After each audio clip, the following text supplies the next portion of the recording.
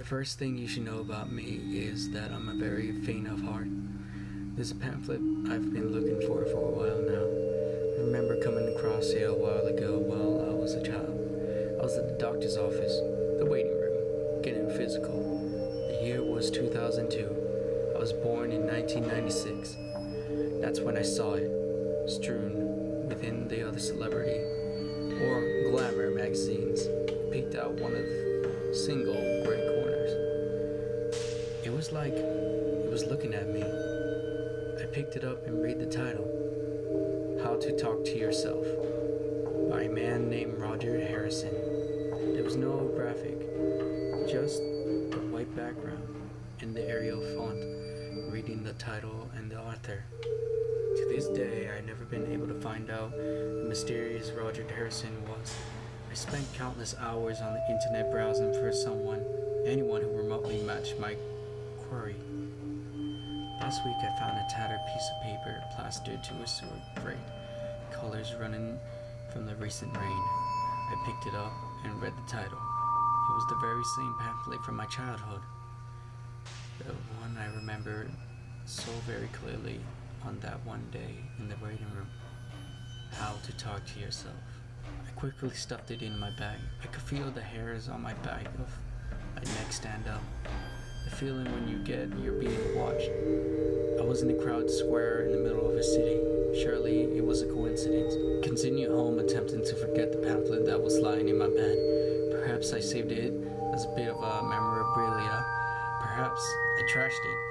I walked a little faster now. I was on the sidewalk, near the outskirts of the city. I lived in a small, yellowing apartment, in what you can call the fringe of the city. The building is gray and covered in ivy. I arrived at my building. I slid my key into the lock and opened the door with a creak. I felt the sudden urge to read this pamphlet. I brushed it off. With every step I took to the stairs, I could feel the sensation building more and more and more until I eventually could not take it anymore and broke into my sprint to my apartment. I opened the door, took off my backpack and grabbed the pamphlet out. The feeling of being watched was subsided now. Me being safe in my own home, my neighbors were playing loud music in my room above me. The urge to read the pamphlet remained. My curiosity must have been getting the better of me. I slowly put down the pamphlet, almost reconsidering my decision, but instead decided to leave it on my kitchen table. I went into my bed and slid into my covers. The time was about 10:47 as I drifted off into a deep sleep. I was in a large field. The sky was gray and the grass was yellow and tall. I felt cold. The surroundings were desolate and forbidding. As I expected the surroundings, I realized that this dream was incredibly vivid compared to most other dreams I have. As my eyes scanned for the horizon, I spotted something out of the corner of my eye, almost indescribable, but yet I could see every movement from afar. In the distance, I could see someone. They were entirely draped into a sickly shade of green. Whoever it may have been, they were twitching almost uncontrollably. I attempted to move toward them, but it felt like my feet were stuck in something soft and something warm. Gelatin? Vaseline? I heard a rustling behind me, a twig snapping. I whipped around and the dream went to black. The rest of the night, I had no dreams. I woke up shivering, feeling strange. I brushed it off as a side effect of an odd dream. I dressed myself and brushed my teeth. I looked in the mirror. My skin was pale, paler than I ever seen. I looked as though all my blood had been drained from my body, leaving only the white skin. I walked into the kitchen and I saw it, the gray paper with the running colors, still looking at me, was suddenly very cold. The same cold from the dream. I was intimidated. I was intimidated by a piece of paper. I don't know why. It was just so ominous and strange. I had never felt that way about a piece of paper. I decided to pick it up. I touched the pamphlet. It was ice cold. I opened it and read. You have a special somebody who lives in your lungs. They like you, but they are shy. They only come out when you are alone. Here is how to talk to them.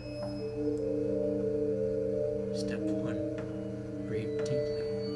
Say hi. You're not afraid, are you? They like you. You don't have to be afraid. You won't hurt. I promise. We are smiling at you. I was confused. Say hi to the person in my lung? Why are they living in my lungs? I won't hurt? Who is smiling at me? It was silent. Completely silent. I decided to do as the pamphlets say. I inhaled deeply and said, hi, softly. Nothing happened. I decided to put the pamphlet away and save the rest of the reading for after work. I walked to work. My co-workers were silent, as they usually are. But instead of the typing of computers or movement of machines, there was nothing. Absolute dead silence. The kind of silence that make you go mad. It was deafening. I hastily finished my work. I left the building to get a cup of coffee. I arrived home about an hour later. It was 9:24.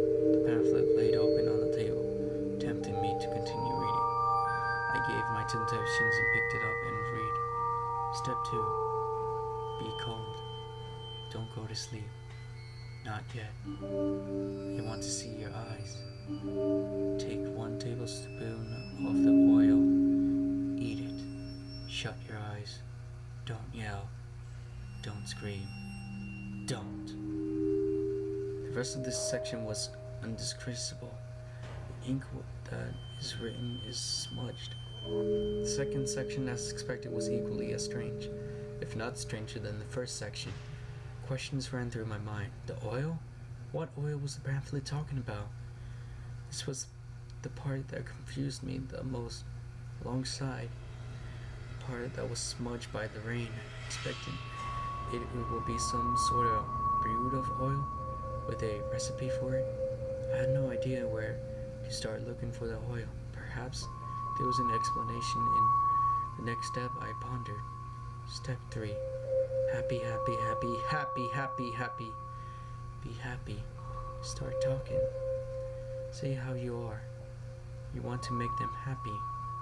You're happy. We like to happy with you.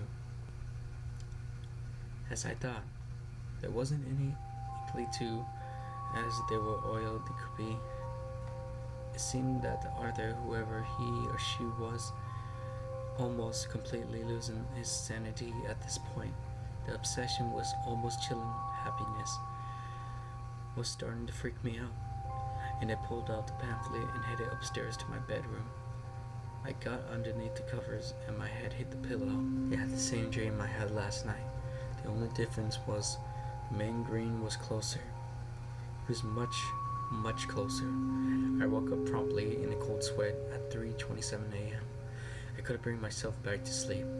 I had a sudden urge to go downstairs and read the pamphlet. I saw the pamphlet on the table, but something was off. Everything on my desk was very organized, and I saw a very small envelope on my desk. I rushed towards it and ripped it open. Inside was a napkin. It was a crude smiley face scrawled hastily onto it. I remember specifically at this point the gravity of my situation. I had no recollection of making this note. There was no signs of a break-in as far as I could tell. The beats in my heart began to move faster and faster as I approached the pamphlet. I opened it, and on the first 3 steps there was the same crude smiley face scribbled all over. I caught my breath and held it for a moment before breathing out with a wheeze. I was at the point terrified. The question rushed through my head. Who the fuck is this man in the green? And more importantly, how did all the smileys get into my apartment? I began to read the fourth step. Step 4. Do you see them? Look. I was beyond scared at this point. Look? At what? I was confused and I was terrified at the monstrously I had brought into my home. Hands shaking. I read the next step. There's only had to be a few left, right? Step 5. They will say hi. You have made a friend. You are not alone. You are never alone. My main question at this point was, who would say hi? Nobody was inside my apartment as far as I knew. My heart was beating at 1,000,000 miles an hour. Fumbling with the pages, I turned to the next and final step, which was not really a step, but more of a statement. Final step. You're never happy without your happy friend and you're alone. You can sleep now without waking up. The author's obsession with happiness was almost cruel to the reader. It was haunting, the way whoever wrote this put it. Somehow my heart beat faster and faster, and Jay felt woozy. I was confused, terrified, and alone. The last thing I remember before blacking out was a raspy breathing behind me. I woke up 2 days later in my bed. Had it been a dream? The paper was nowhere in sight. I walked down to the kitchen, and my eyes lit up the paper. It had been real. My heart sank. The sun was setting, rubbing my blurry eye. I picked up the paper and turned the back. Scroll. On the back of the pamphlet was the following. Never alone, never alone, never alone. They're here, never alone. I don't like this. I'm not alone. I like you. I like you. I can see you, you little friend. I want to touch you now. Let me see you. I like you. I'm gonna feel all over your little insides, my very special friend. Underneath the inscription, there was a smiley face, and from behind, I heard a raspy, shallow voice.